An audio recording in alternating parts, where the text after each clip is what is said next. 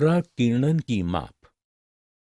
केवल केंद्रीय प्रवृत्ति माप ही वितरण का समुचित रूप से वर्णन नहीं करते हैं, क्योंकि वे केवल वितरण का केंद्र ही चिह्नित करते हैं तथा उसे ये ज्ञात नहीं होता कि विभिन्न मूल्य अथवा माप केंद्र के परिप्रेक्ष्य में किस प्रकार प्रकीर्णित हैं।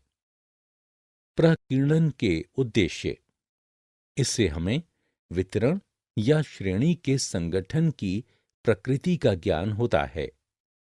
इसकी सहायता से दिए हुए वितरण की तुलना स्थिरता अथवा समरूपता के आधार पर हो जाती है।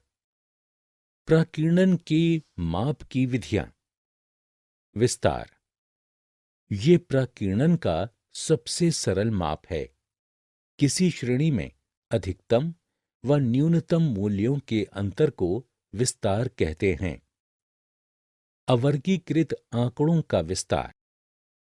प्रकीर्णन के माप के रूप में विस्तार का क्रियात्मक रूप ठीक वैसा ही है जैसा केंद्रीय की प्रवृत्ति के माप में बहुलक का है। दोनों ही माप अत्यधिक अस्थिर हैं।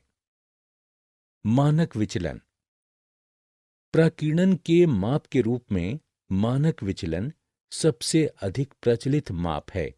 इसे विचलनों के वर्ग के औसत के वर्गमूल के रूप में परिभाषित किया जाता है।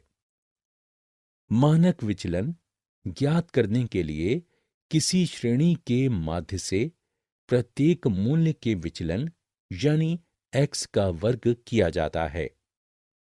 इसके पश्चात वर्ग विचलनों के सभी वर्गों को जोड़ लिया जाता है और इस वर्ग विचलनों के योग को पदों की संख्या से विभाजित करके उसका वर्गमूल निकाला जाता है। इसलिए मानक विचलन को वर्गमूल माध्य वर्ग विचलन के रूप में भी परिभाषित किया जाता है। वर्गीकृत आंकड़ों के लिए मानक विचलन की गणना।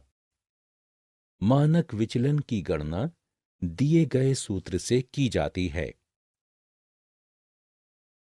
विचरण गुणांक। इसका निर्धारण निम्नांकित सूत्र के उपयोग द्वारा होता है। CV बराबर मानक विचलन बटे माध्य गुणा 100। ये सापेक्ष विचरण की माप करता है।